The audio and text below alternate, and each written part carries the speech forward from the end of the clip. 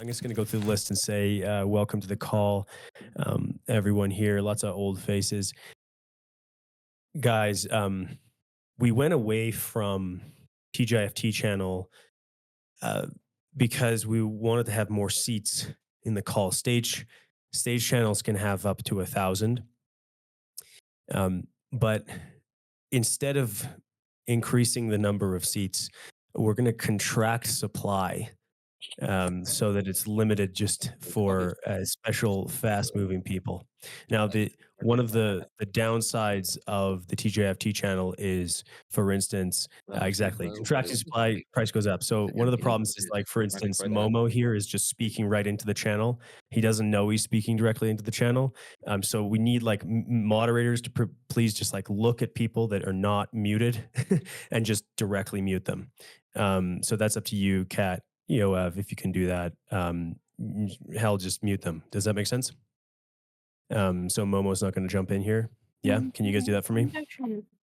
Cool. So the benefits of obviously being here in the TGFT channel is that, yeah, people can just jump in and speak. That's good. That's bad.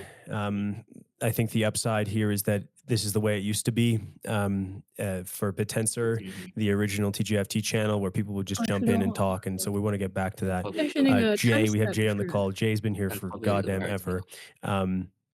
You can even mute me. We all have mute perms. But don't do that, please. And so Jay, yeah, welcome to the call again. It's been a while. Yeah, so yeah, please mute the people if they're speaking. Yeah, that'd be great.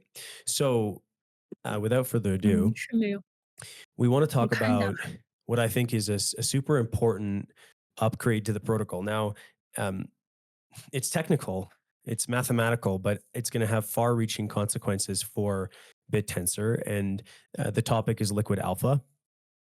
Now, this is a very complicated thing, and so even though we've announced it various times on calls going forward, it's not until today that people can actually use it on the testnet, and it's not until today, or sorry, pardon me, yesterday, that people could read the blog post and the detailed paper around. Did I get muted? No, I'm still here. Can you still hear me? Yeah. I'm back. I'm back. Oh yeah, hell yeah. There's a detailed research paper, very mathematical, for people that are interested in like the core Yuma Consensus changes of liquid alpha. But we know things are difficult to understand unless there's people that are teaching you. And we have on the call the Open Tensor Foundation's Pineal team. Pineal, like all teams at Open Tensor, are named after strange positions of the brain or locations of the brain or parts of the brain, and the pineal gland, very awe-inspiring spiritual part of the brain, and no doubt is going to produce a lot of um, deep spacey thoughts and mathematical things. So without further ado, I want to introduce Seth Saw up in the corner there. We also have Gia on the call. Juan. Gia should be in here somewhere. Is he not here somewhere? And Isabella. Where is Isabella? Oh, there you are. But actually, both people are here. So Juan and Isabella are in the call. That's fantastic. Okay, great. This is our research team. They're responsible for doing the mathematical foundations of liquid alpha, and the goal here for this call is to get people familiarized with this concept, and also talk about the implications of this change. It's very important that subnet owners that are on this call understand these changes and integrate or implement liquid alpha with commit reveal in a way that benefits the subnet. It's not easy. It's a hyperparameter change that needs to be fine tuned.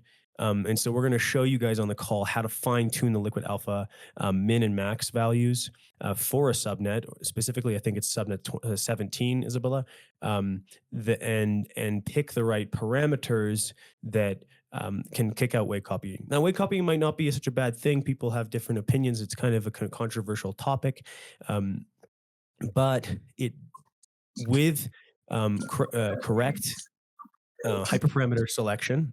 There's another person that needs to be muted. Without with correct hyperparameter selection, we can actually force it so that people are more likely to run legitimate validators, and opens up for the first time in Bittensor competitive validation. Right now, it's not very competitive. In fact, like the laziest solution, which is weight copying, is the dominant strategy. That's subject to change with liquid alpha, and I don't think that it should be just blown over as a change to the protocol. It's been our major push for the last quarter at OpenTensor, fighting weight copying. I'd say like the first quarter of the year with the DAO of subnets, we learned about incentive landscapes and incentive curves, and how to build amazing subnets. And we've saw an explosion of subnets on Bittensor. It's been fantastic. The second quarter obviously has been, well, not obviously, but behind the scenes, it's about fighting just the raw consensus problems that are arising in Bittensor. And I think as of yesterday, we really closed off the quarter with pushing that to testnet with liquid alpha and commit reveal done. It took a really long time to get these things perfect, and we're pretty confident that people can use them in a good way. So yeah, without further ado, why don't we jump into just a raw description of that? We have Gia and Isabella on the call. So if you guys can unmute yourself and introduce yourselves.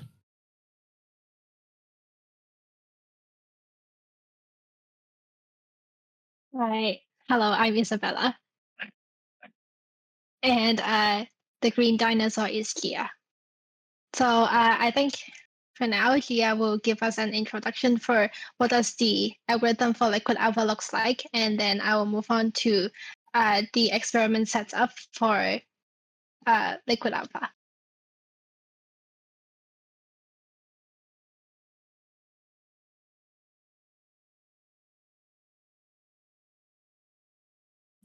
Gia, your mic might not be totally working properly because at least I can't hear you. Isabella, is it the same? Yeah, I can't hear you as well, Gia. Yeah, perhaps just check your voice settings. The roadblocks here to hear people is really incredible. So I think that if I manually mute people, I have to unmute them. So I have unmuted Juan and Isabella, so they should be able to speak. okay. So you've actually Testing. manually muted everybody here?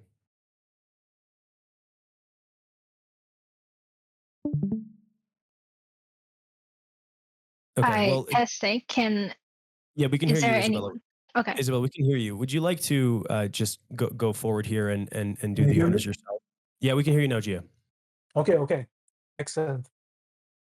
All right. As I was saying, in this release, the Liquid Alpha release, we're proposing a second tool in addition to the tool that we proposed in the previous release, namely the commit reveal protocol. We are proposing here something that we call Liquid Alpha, which again amplifies the penalty to weight copiers in Bittensor. Okay, so the paper that we have prepared is actually a sequel. A lot of the details, the introduction, the motivation, you can find it in the previous paper. So the model that we adopt to model the interactions between the validators is the following. We model the interactions as a repeated game, where at every round, the players are the validators, and some of the players may decide to observe other players' actions from previous rounds and copy their actions. So more formally, we have a set of validators, we have a sequence of rounds, we have a set of miners. In this paper, we don't consider miners as players in this interaction. Now, every validator, J, has the choice to take an action, which is to perform the validation work. So this action can be 0, 1, depending on whether they do the work or not. Once they decide to do the work, they observe a certain signal.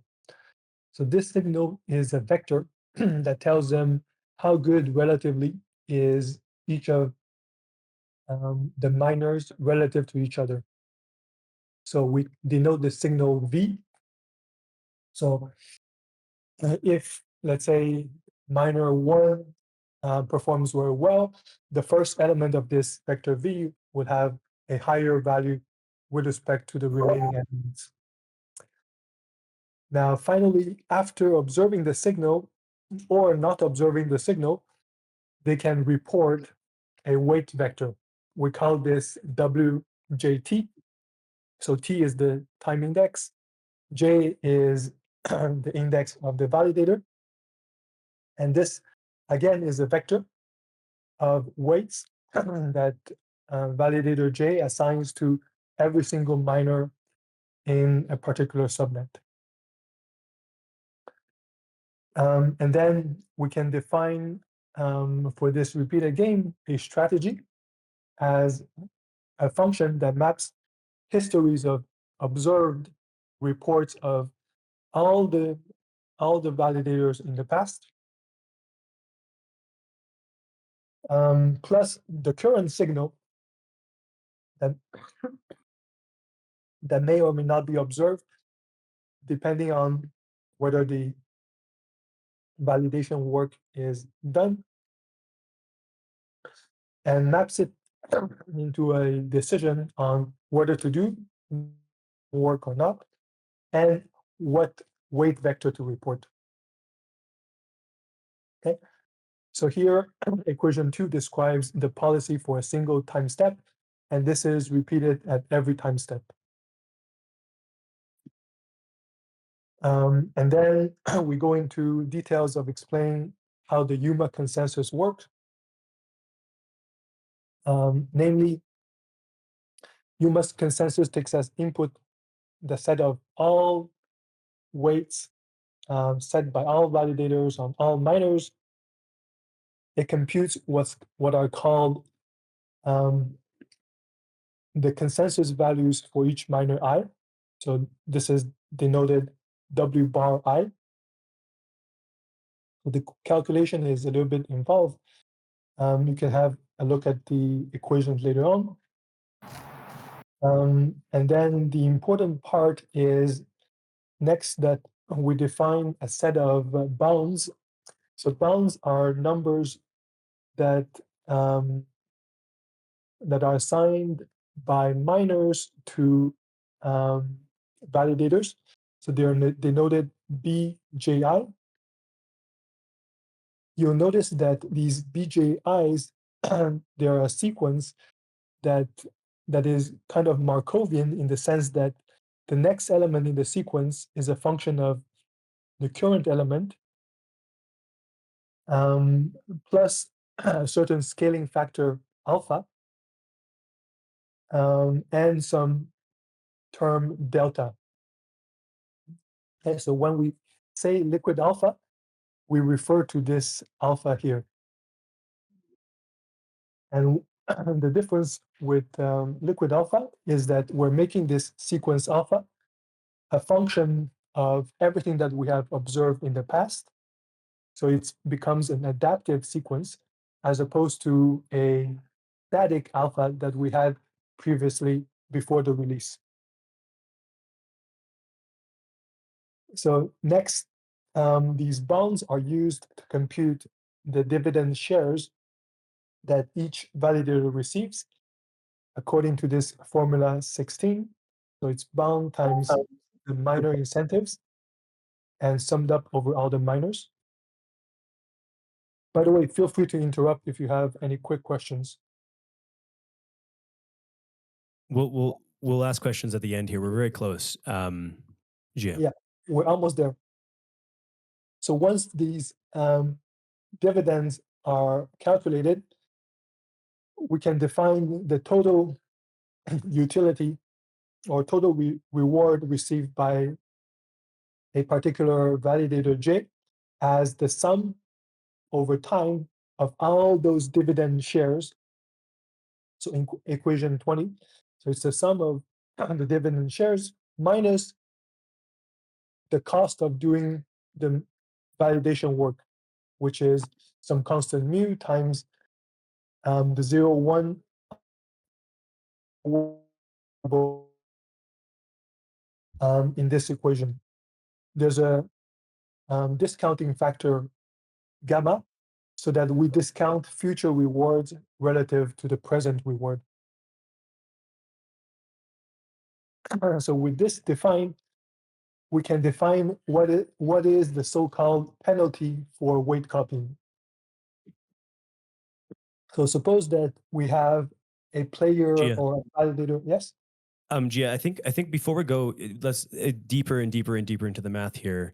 I think that it would be good to give people some framing of what we're looking at, because it's this is extremely deep stuff. What we're looking at is, you could say, the guts of a Bittensor subnets consensus algorithm. We're looking at a mathematical definition of Yuma Consensus.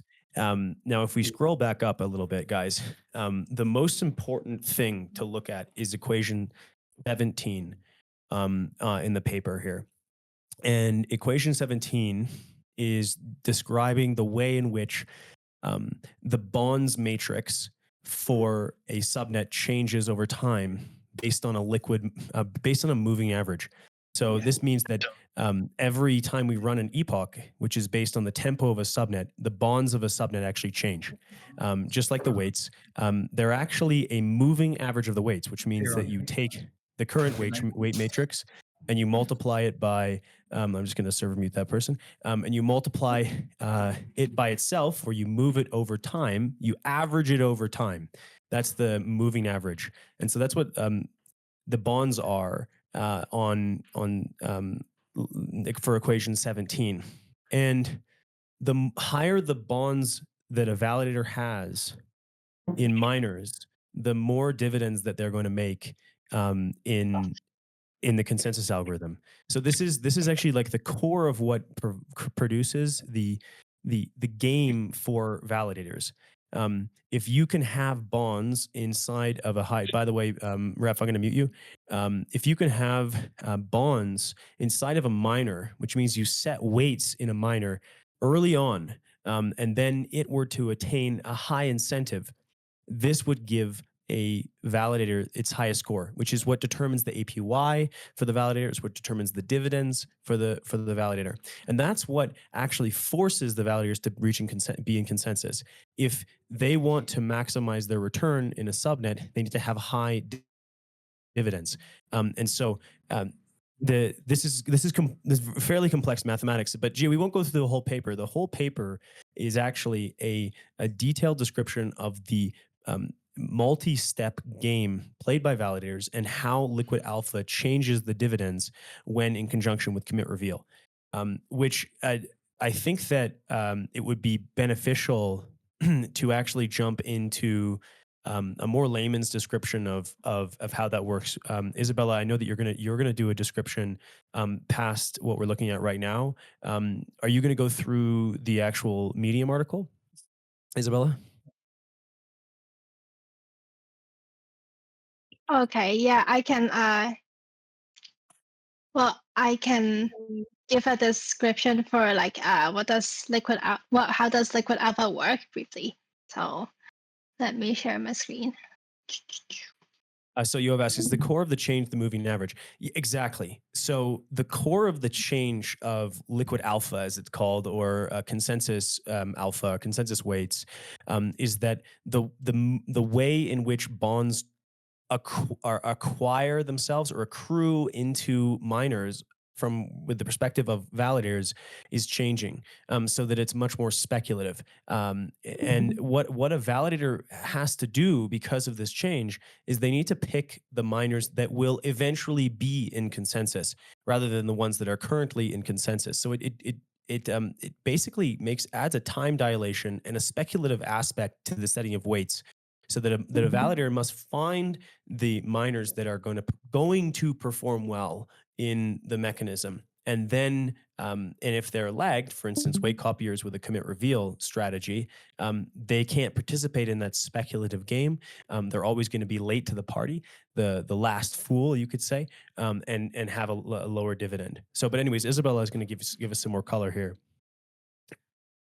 Okay, so to put the algorithm for liquid alpha quickly is just when the consensus is higher, then we'll be having a higher alpha, and then the alpha is Isabella, sorry, can I interrupt you?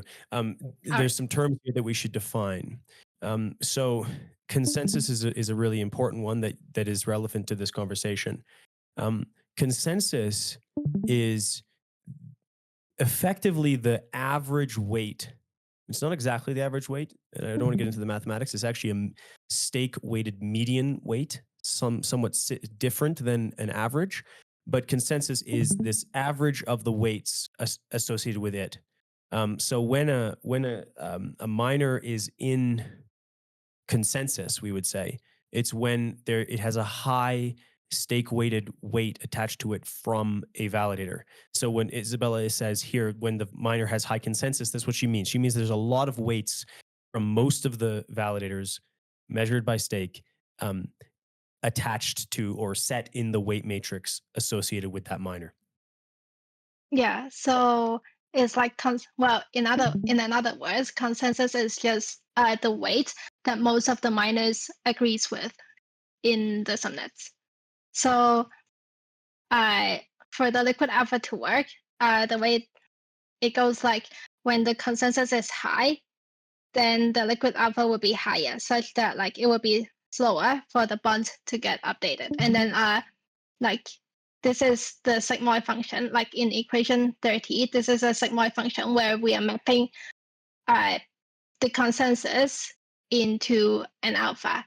And this alpha will be applied to the old one. So it means that like when alpha is high, then the weights there will be moving slower. Let me add some color here. So what you're looking at on equation 30 here is the way in which the chain computes the speed at which a validator attains ownership of a miner. But that's why we call them bonds. The validator effectively owns the incentive, the emission from a miner. So alpha, a high alpha, means that if I'm setting weights into that miner, I come to own more of its dividends. I come to own more of its incentive, the money that I make from owning it. I attain that faster.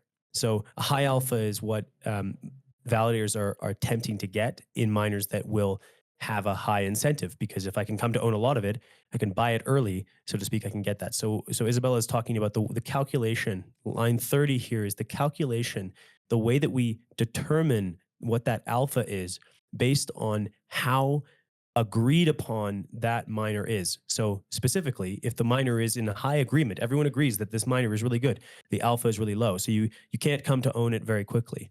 But if the miner is new, for instance, is just registered to a subnet, or if weight copiers haven't set the consensus value and it's actually become better, then its alpha might be very high. And if I set weights into that miner, I will attain more incentive when it eventually reaches consensus. So anyway, so that's just adding some more color to what you're saying, Isabella.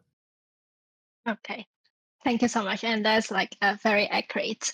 So I can move on to some examples for when we are like running the experiment. So because liquid alpha is for dealing with the case where we would like to pick up the changes in the weight, right? Then that's when like some of the peers is getting less bond and some will be getting more bond. So in this experiment setting, the blue line that you're seeing here is the change in consensus. So this consensus is starting from 0 and then is jumping up to 0.5 at like with in 3 tempos, right? And then because of the commit review strategies that we are having, so the weights copier can only copy this change in consensus 5 tempos after. And then the reason why we are setting it at 5 is because like for most of the subnets, like 5 would be the minimum commit review interval that they have to set. So that's why like this weights copier is in some delay with the consensus. Okay, so our first finding here is that when the jump well, the jump is measured in delta. So when the jump is higher, it means that the change in weight is higher, then we can always induce more extra penalties on the weight copier. So this graph is showing exactly that. Okay, and Let me give some additional color to this. So what we're looking at is on the x-axis is how far a miner goes in terms of its consensus weight. So does it go from a 0% miner to a 40% miner in terms of the consensus weight set by other validators in the network over the period between when a weight copier. I'm muting you again, Ref. You're timed out, buddy. So on the x-axis is the change from before the miner is effectively in consensus and after the changes the miner is in consensus, and how much what the difference in the dividend is for somebody who finds that miner first, and actually sets weights in them, and after the fact, right, Isabella? That's what we're looking at here. yes. So Yes. so the higher the line goes, it's showing it's showing a stronger effect of liquid alpha on this validator's return, and this is just for one miner. Well, in our simulation, there are 4 miners, but then, and that's because like when the weights increase on one miner, some weights that's on another miner will decrease, right? So we kind of have to like take this whole thing into like one consideration. We cannot just like separate the concerns for different miners, right? Because like when the weight is changing somewhere or increasing somewhere, the weights will like decrease in somewhere. So we have to consider it all together. But then yes, in general, like when the scale of change in weight is higher, like for example, you are changing your weight from 0 to 0.4, right? Then there's like a very significant change. Then the difference in the dividend, which is like the weight copying penalty, would be higher.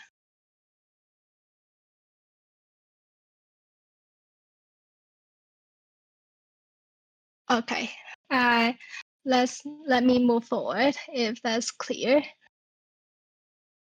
Okay, so the other observations that we have is that for the green line and the purple line here is showing the case when liquid alpha is off and when liquid alpha is on. So the area or the difference in between these two lines would just be the amplification of penalty that liquid alpha is giving, right? So we can see that like the major penalty that the major amplification of penalty that's coming from liquid alpha is actually during the period when there's like a huge difference in between the consensus and also the weight copier. So it would be like from t equals to 3 to t equals to 5. So it's like this area. This is where the amplification is the largest.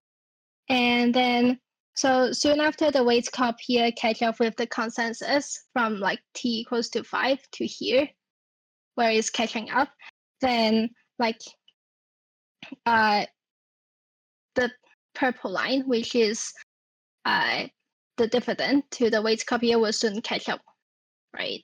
Because like it is starting to be in line with the consensus, right? So that's when like it will start to catch up. And then, so this is the case when delta is high at 0.5, but then when the change is like less significant, say is from 0 to 0.1, then like we can see that it is actually pretty fast for the weight copier to catch up with the dividend, comparing to when there is like no liquid alpha. So in these cases, it shows that depending on the dynamics of the weight changes that's happening in your subnets, you should actually like decide to turn on or turn off liquid alpha, or like what parameter to set to your subnet, right? Because like for these two cases here, liquid alpha work best when there is a significant change in weight, and then it doesn't work as well when the change in weight is less, right? So I will guide you guys through that later on. The next thing that I like to discuss about is here. So it's also about like how are we supposed to tune the liquid alpha value, right? So in this graph, we are seeing that on the x-axis, this is the alpha low, so part of the alpha value that we have to set on chain. And then on the y-axis, it is the weight copying penalty, right? So we can see that when the delta is smaller, say is at like 0.2, the red line, then the best alpha that you have to set is actually at 0.7. But then when the delta, meaning that the change in weight in your subnet is higher, so say this orange line is at 0.5, then you should probably set a higher alpha low value such that you give the maximum like weight copying penalty to the weight copier. Okay. And the next one is, this graph is pretty much showing the same thing as like any previous graph before. Basically, when on the x-axis, this would be the starting weight, and then the y-axis would be like your ending weight, meaning like the difference there is just delta. So when delta is smaller, then your optimal alpha low to set would be lower, but would be higher at 0.7. Otherwise, you should like stick with a lower alpha low, then that would be fine. Jake, do you have any things that you want to ask Yeah, or add?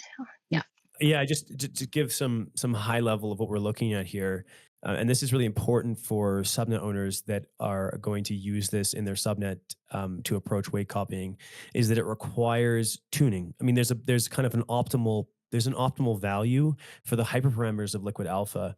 And what we're going to show you after this is how to determine those parameters for a subnet and how to set them specifically for the way in which consensus is moving in your subnet. So, Isabella, I believe that's where you're going next, right? You're going to show how we can do this. Yes, let me switch to the code.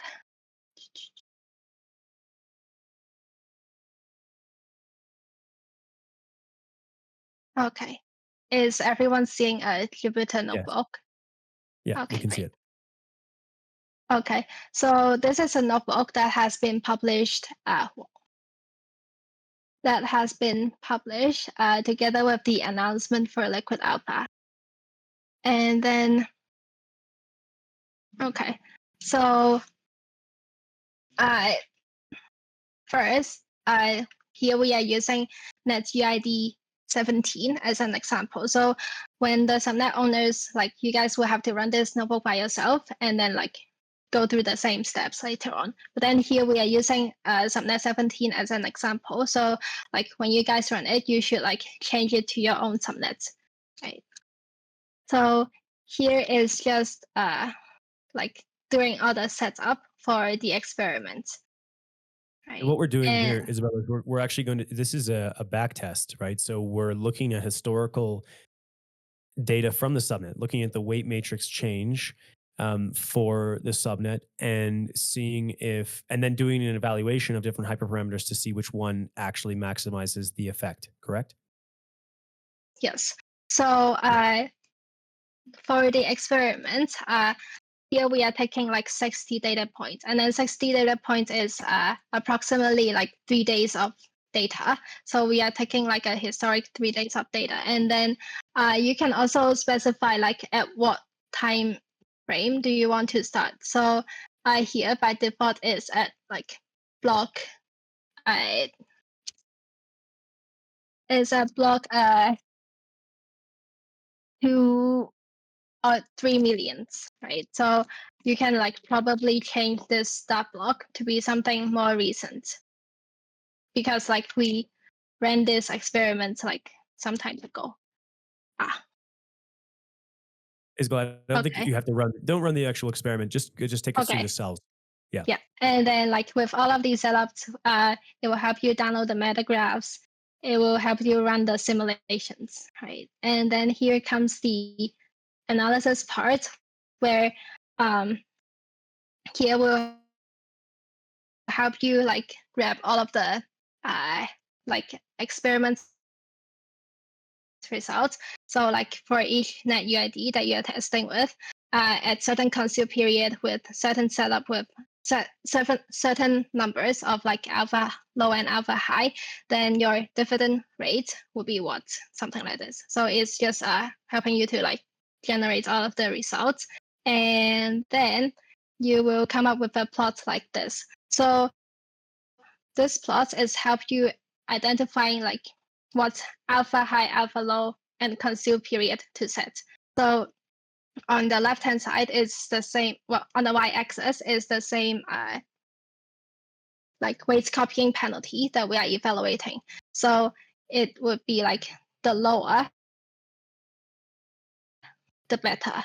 So in this case, you can like just see that in this setup, the best parameter to set would be like for the conceal period to be 11, with alpha high 0.9 and alpha low set as like 0.1, right? So this would be the optimal for subnet owners. So in order to get the And optimal, then we just look at the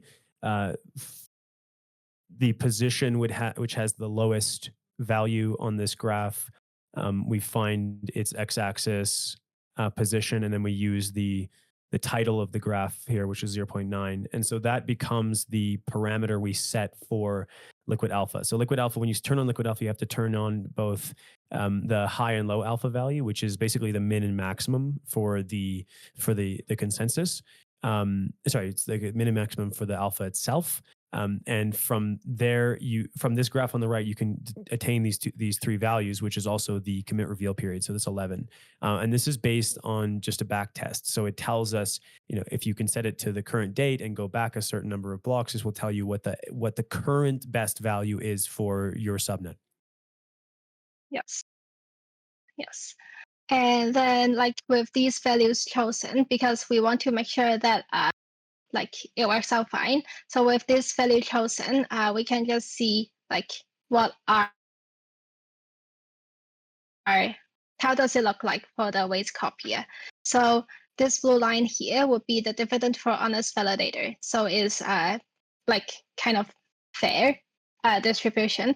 And then the green line here would be the median for like all of these honest validators, and the red line would be the dividend for the weight copier. So we can see that together with the conceal period, well, together with the commit review interval, with liquid alpha, we can like successfully push this weight copier from like being at the top of this graph to like somewhere like at a 10% quantile.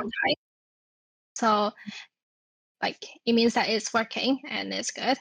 And then the next thing that it will look at is well, because we want to make sure that liquid alpha is not affecting the dividends for any other honest validators, right? So this graph is just plotting like how would dividend change for honest validators. So as long as the dots are falling on top of this line, or like at the top of this line, then it means that it is fine and you are safe with these parameter sets. Can you repeat that one more time? Isabella, would you mind actually zooming in a little bit on your screen so we can see these graphs a little bit better? At least in my case, it's a bit hard to see. So if you scroll up a bit to the first graph that you were showing, this is coming out directly from the IPy notebook that you can run, and we'll be releasing on Colab very soon. This is showing the actual APY difference from what was originally a weight copier, which would probably get maybe 5 to 10% more in dividends. The red line is showing a 5% drop, or maybe 8% drop here between the honest validators, the median honest validator and the median weight copiers. And so that's quite significant. So with this change in place for most subnets, it depends exactly on which subnet though, but we would recommend that you run this for your subnet first. We can cost weight copying up to 8% in dividends. This is an extension of commit reveal, and it basically accentuates the commit reveal change and makes it more costly going forward. So that was the first graph, and then if we scroll down, Isabella, let's take a look at this one. Can you explain what this line means and what it means to have the dots above and below? Okay, so this line is on the purpose for evaluating if the parameters that we have just set how are they affecting honest validators, right? So this line, well, on the x-axis is dividend to the honest validator without liquid alpha, and then on the y-axis is dividend to honest validator with liquid alpha. So it means that this line is like when there is no change to the dividend to liquid alpha. So that's good because on one hand, we want to penalize the weight copier, but then on the other hand, we don't want the honest validator to get affected, right? So this line, it just means that there is no change in dividend to the honest validator. So as long as these dots are staying right on top of this line, or like on the left-hand side of this line, then it means that we are in good shape. Does it make sense? Yes, it does. Thank you, Isabella. I was just mentioning into the chat here. We will also release recommendations for each subnet by running this ourselves. But we do recommend that others in the community, especially if you're a subnet owner, that you run this and understand what we're doing. Otherwise, you'll be blindly setting hyperparameters in your subnet.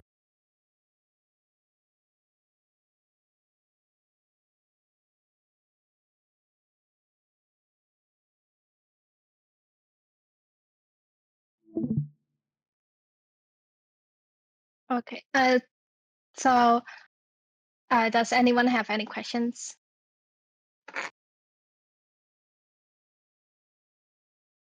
I think I'll just take it from here. So like I said, we'll release our recommendations, but for new subnets, obviously there won't be enough data. And this is sort of like a higher level implementation, something that we would recommend that subnets do once they've matured.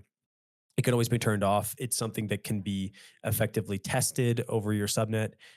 It will add some more complexity to the consensus algorithm, and so we want people to use it with caution. But we also do want people to implement this.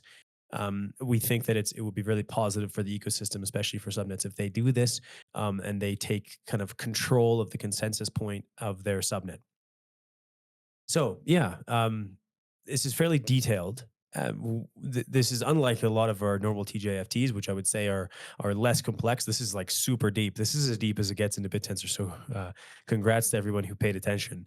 I really hope that everyone learned and can take this knowledge outward. So AskUF says that what happens if a subnet implements liquid alpha but not commit revealed? They can do that, but it's not recommended because with the commit reveal in place. Otherwise, you can't accentuate that difference between where the weight copiers are and those that are honestly evaluating the subnet. So we're taking advantage of the fact, it was a very hard problem to solve because we're taking advantage of the fact that what is the unique thing that a non-weight copying validator has? And it is, well, the actual evaluation of the miners in the subnet. They know what's going on because they're looking. That's what distinguishes them. And so we built this as a way of actually separating them conceptually, well, not conceptually, from an incentive perspective inside of Yuma Consensus directly. So, but it requires work on behalf of subnet owners to implement this. Anyways, that is the end of the presentation. I hope that was useful, but now we can just open it up. Everyone here, if you can unmute your mic, if you want to speak into or ask questions directly to the Pineal team, to ourselves about this change. It is on testnet right now, so you can actually go out and use this right now if you want. But yeah, we'll hold there if there are people that want to speak into the chat. This is classic TJFT, where you can just unmute yourself. I'm assuming everyone can just unmute themselves, unless of course I've server muted you.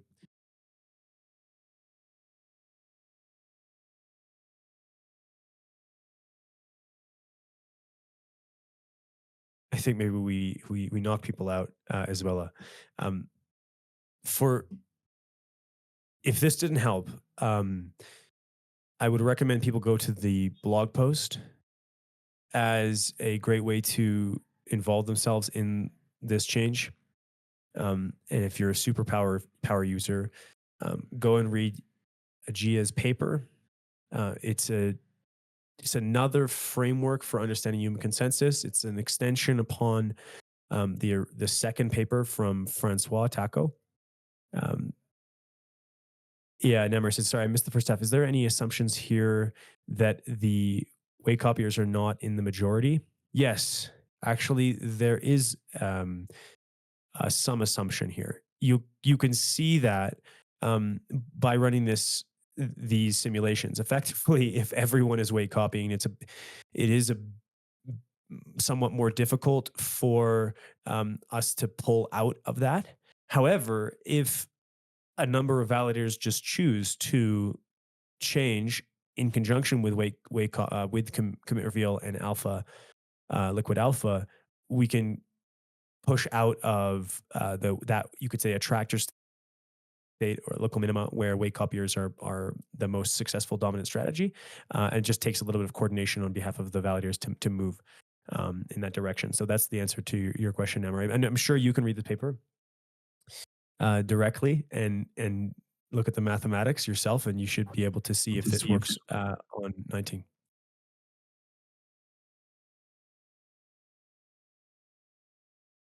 Yeah, excited. Test.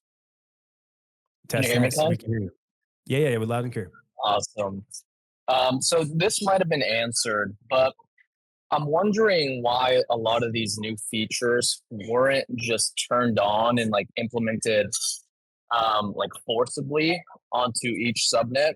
And I understand the option or the need to maybe give some subnets optionality, but I also think about like new subnet owners coming into this ecosystem and potentially being overwhelmed from all these features that they have to understand and potentially turn on or off. And so how do you think about that while like giving subnet owners flexibility, but still, keeping it easy for these new subnet teams to come in and not, having to go through that paper to understand like, how to set different settings? Yeah, absolutely. I think that the foundation, as well as other mathematically steeped individuals that apply this first, can very easily help new subnets along. This is a high level upgrade to the protocol. This is really not for laymen. It's more for power users. This is like fine tuning the specifics of Yuma Consensus in a way that suits your subnet. Now, we imagine it will take some time for it to be ingrained, and it will take some time for people to fully understand it and learn how to wield these technologies. We don't want just want to make it a global change on our behalf, because we think that a lot of these subnets are different. And we've seen that from the statistics from running back tests, that it's not just the case that we can turn it on for all subnets and it works for them. So it needs to be massaged into existence per subnet based on what they're trying to achieve. Perhaps, like, and look, our opinion is that we're sort of agnostic to way copying. Like if way copying is something that the subnet actually desires, right? That can be a quality of the subnet. As some have argued, it reduces the burden on miners and allows there to be more power to those that are setting weights, and that might actually be a positive thing. And so we want to build tools that give the owners the most amount of power without having strong opinions about what they necessarily need to do to make their subnet optimize some hyperparameter. This might work, something else might work for them as well. Hey, Cons, can you hear me? I can. What would you recommend as a subnet owner, the steps that we should go through to minimize the proportional dividend that weight copiers get on our subnets? Well, I think that was the purpose of the presentation. I think that you would start with um, something like commit reveal, and then you would move to liquid alpha. Now, that actually needs to come in conjunction with a properly functioning incentive landscape, because if you have miners that are always in the same point in consensus and there's not enough change in the weights, that might be a sign that the subnet is not working very well in the first place. But it also will cost it will reduce the effects of things like liquid alpha and commit reveal. Whereas by contrast, if you have a subnet where there's a lot of dynamism, a lot of miners that are coming in and out of consensus based on their performance, you would see that liquid alpha has a higher effect in that style of subnet. Would you say it's a bad design if the incentive landscape doesn't frequently change? I think it would be a bad design if there's not a high variance between a newly registered miner and its eventual position in the network, which might be very similar to what you're saying. Right? Right. Like take for instance, subnet 9 has an extremely high variance, right, which reflects the fact that the miner that is winning that subnet is gone from 0 to 100%. Right, but I would call that low variance actually, because it's always first after that. And then depending on your commit reveal, if the interval is like 3 weeks, then yeah, that works. But how does that work if the interval isn't 3 weeks? Well, I think that on Subnet 9, we've shown that this does actually work, because if the validators find the new model that is very good and they set weights on it, the alpha point will be the alpha will be extremely high for those miners, and they'll get all the bonds in one epoch.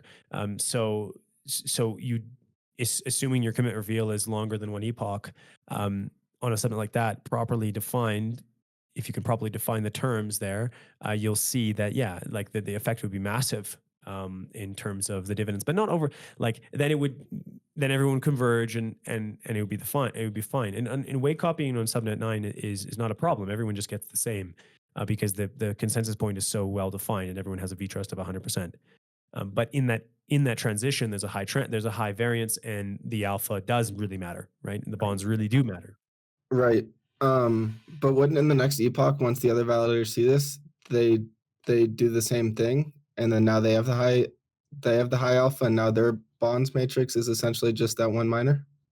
Yeah, you would see that for that subnet, the change would be very slow, depending on how much of a commit reveal term but there was. Right.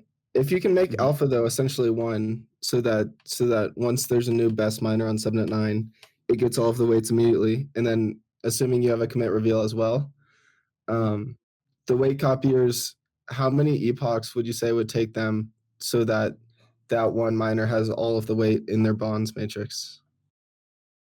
Yeah, that's not easy to answer because it's very much dependent upon the alpha of a moving average. I can't just tell you off the cusp what that number would be, but you can imagine the situation. Like Subnet 9 is a good example, right? So you have the honest validators that are doing the evaluation, and someone registers a new model to Hugging Face, and that model is better than everyone else, so it's going to get a score of 1. They all set their weights, let's say 1,600 blocks before the weight copiers, and now they're going to accumulate 1,600 blocks of bonds inside of that new miner that is now the top spot, which could be significant. Now, when the weight copiers eventually determine that this is the new model because they haven't looked themselves, they are substantially far behind, and the consensus of that miner will be substantially higher, and they're way far behind. Depending on the exact terms you pick for alpha high and alpha low here, that effect could be massive. Now, this is a funny thing. Someone could say, well, maybe the way copiers would figure out that a new model has been registered to Hugging Face, and then they're going to try to preempt the honest validators, and which is, I think, kind of funny because that would be validation, right? So if you're trying to game this system, say on Subnet 9, by finding the best model before the other validators in some other way, that is validation. That's what we want you to do. And so I think that what the effect of this will be is that it actually speeds up consensus finding on subnets. And that could be dependent on the subnet, but that's the plan.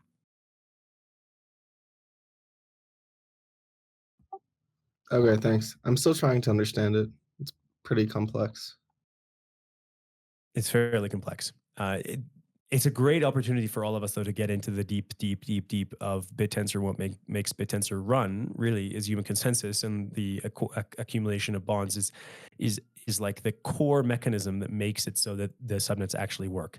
So if you want to become a superpower user, it's good that you go in and read this paper by Gia. It's really well written. It's extremely precise definition of what Yuma Consensus is, and it's something that we're going to be submitting to research conferences and journals this year, likely. Isn't that right, Gia?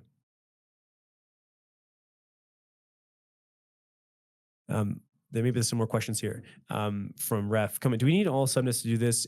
No, the answer is no. If a few do it, an APY of copiers falls below APY of honest billers, weight copiers generally wither and die. Yeah, that's the idea. But there are other ways that we're going to be combating weight copying. And I think that one of the major just reasons for weight copying itself is the fact that there are so many subnets, and therefore, if you want to be a performant validator, the dominant strategy is just to weight copy, because you can't possibly conceptualize and run machines for 37, 40 subnets at a time. So this stuff is coming right at the last moment. You could say it's coming at a clutch moment for us in order to deal with that kind of scale. But next week, we'll be talking about child hotkeys and why that is also a solution to weight copying, and potentially allows us to really decentralize or distribute the problem that we're facing when it comes to the load on root validators.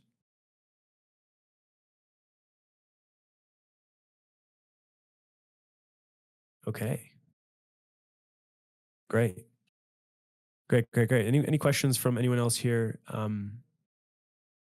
From Ref, child hockey mechanism charges a fee. That's right. This is in place. This is 3 weeks away. The default fee, which is the default take, but we will be changing that soon. We haven't given an exact schedule, but our goal is to bring down the min take from 9%, potentially in conjunction with child keys, because it starts to really make a lot more sense for child keys to have zero take if they're targeting a specific subnet and want bandwidth potential on that. So yeah, that's exciting. Thanks, Ref.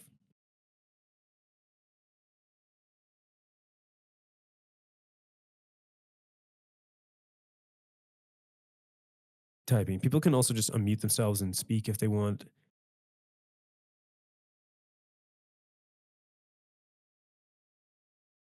Okay.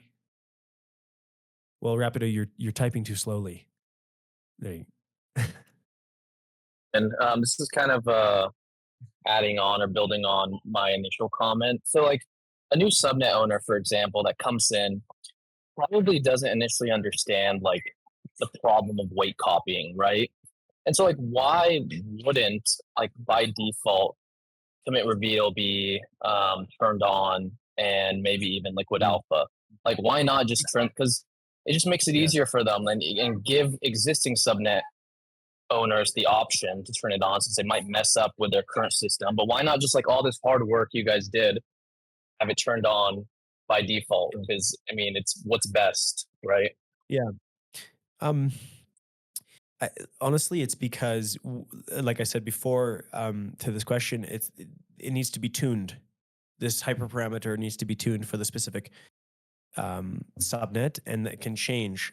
So if it's maybe out of whack, if it's done incorrectly, it could potentially be a negative for the subnet. But that's a good question, Sammy. Like I think the answer comes down to if we know that there's a default value that's true for all subnets, then maybe we just make it a default, and then somebody can turn it off when they learn how their subnet runs. But like we have gone through a process of understanding this, and then the commit reveal is like a conceptual jump for people. I think that having it in place immediately might be just additional complexity for a subnet that doesn't know. Like if they don't need to worry about it until wake copying becomes a problem on their subnet, then they can learn that new topic and implement that plus liquid alpha. I think that's the way in which we should imagine the funnel from new subnet owner to someone that is changing hyperparameters. Like in the same way that, like, for instance, the registration alpha is like something that people work themselves up to in terms of complexity in the ecosystem before they really turn on and start fine tuning to their needs. But it's a good question, Sammy. I'll take it. Cool. Yeah. Okay. Hello guys, hello host. Hello. Nice So to hear your voice. I'm gonna take the mic because I'm too slow writing. Um, I just had a question about the take because you mentioned it to decrease to 0% for the child hotkeys, but I wanted to know if the 0% will be also available on the main hotkeys. Yes. When we move it to that. Now, I'm not saying when we will, because we Okay. haven't actually released an official time frame, and we've promised to open that up slowly, just because it changes things in a massive way for the incentive alignment of the network. So I won't answer that question in totality. I'm going to play a little political game here with you, Rapido, and say next question. Okay, thanks. No worries. Raj, Watchmaker, you unmuted yourself. Did you have a question? Sorry. It was accident. I didn't mean myself. No worries. Okay. Okay, I have a question. Yeah. Does it make sense to set weights more than once per epoch? Because in the beginning of the epoch you can set Yeah. it, and in the end of the epoch you can set it, but does it matter? Or is just the last setting in the epoch Well, that is the only thing that matters? yeah. Diversity policies. Which is Yeah. to say the I knew that person was going to do that as soon as he came on. So there without commit reveal, you can see everyone's weights, and so there potentially is some optimization to do if you can set your weights just at the end of the epoch to maximize their performance for the running of the tempo, right? So commit reveal forces, if you say have a commit reveal of more than 360 blocks, obviously you can't set weights twice in a tempo. But if it's less than that, then you can, and you can imagine that validators will play, intelligent validators that are trying to maximize their APY. By the way, which is a positive thing, I think, for the ecosystem that we're having this game and these kind of conversations about like the APY battles that are happening on the validator side. I think it's really positive that we finally have some competition there. It's not been so competitive, but now we have that. It's gonna get worse, but or better. Pardon me. The question was, does it matter if you set weights twice? Like the answer is what I just said. Like I think that for those that are trying to maximize their APY, and if they can see the weights that have been set inside the epoch, if they can set that last weight just before their actual running of the epoch, they can set their weights as to maximize their APY. Okay, but not being able to set weights multiple times if the commit reveal interval is set to 360 is a bug, right? And I think Fish fixed half of it, but we're going to fix the other half. So you should be able to submit, let's say, one time per epoch, but then the reveal period will be 3 epochs, and that's should be okay. Yes and no, because every time you set your weights, you erase the previous ones that are currently waiting to be committed. So if you, it doesn't append them and then they wait on chain to be distributed as the actual weights, like a queue. So it doesn't make sense to set weights any faster than the actual commit reveals period. Can we fix that? Yes, we can. That would be I would say an extension to the commit reveal, yeah, where you can set weights all the time. But currently, it's more of you set your commit, and then you have to reveal the one that you committed, not the one before that you committed. Obviously, it takes up more space on the chain if we do this, ref, and that's part of the reason we don't have that. But yeah, I can see that as being a So positive feature. there is another parameter for that, which says how often you can set weights. Yes. And but I am the only one that uses this parameter according to Fish. So people should use that one. Perhaps we should do a deep dive into all of the parameters as well on another call. That's a good idea. Yes, I that's a problem.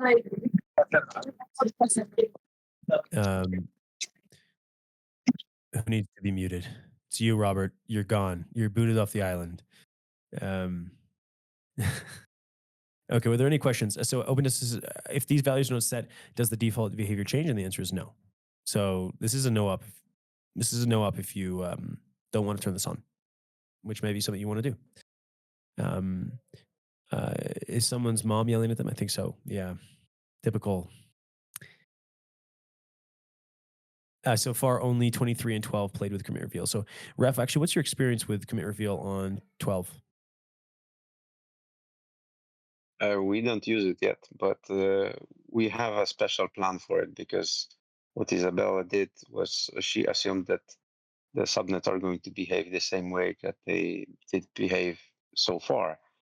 But once we learned how commit reveal works, we decided to incentivize miners to rapidly change their performance. And the honest validators will quickly realize what is the true performance of the miner after it changes, and they will modify the weights accordingly. Miners are incentivized to move the resources between UIDs. So every miner should have like 3 UIDs, and then they should keep 2 of them at the minimum so that it's not deregistered, and the rest of their power should be located randomly for a full tempo in one of those 3 UIDs.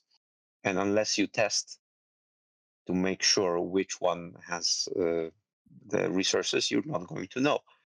Unless you, of course, read it from the mempool or from the metagraph later. However, now with commit reveal, we will be able to encrypt those weights on the chain. So for a weight copier, it won't be possible. They will be playing like Russian roulette. And if they don't properly predict the weights, their Vitrust will tank, their APY will drop, and I hope they get direct from the network. So this is not implemented, but I've seen those new features on the subnet in the code review queue already. So I think they are either going to release tomorrow or next week. Okay. Yeah, we're looking forward to, Ref, please work closely with our team so that we can see how that actually goes out in practice. Yeah, so we have a dashboard on Grafana that will show the effects, and I think we will be watching it closely. So I will be posting it probably like a chart for everyone to see. Awesome. Okay, guys, we're over the hour. Keep it on topic here. We're talking about Liquid Alpha. We saw Isabella and Gia from Pineal do a deep dive into Yuma Consensus and how we've changed it at a core level with Liquid Alpha and Liquid Alpha bonds. in conjunction with commitment reveal. If there's any questions, guys, read the blog post. Feel free to ask them in the general channel. We're here. And obviously, if you're a superpower user, go read the paper that Gia has written. Yeah. Without further ado, guys, have a good evening. Ciao, everyone.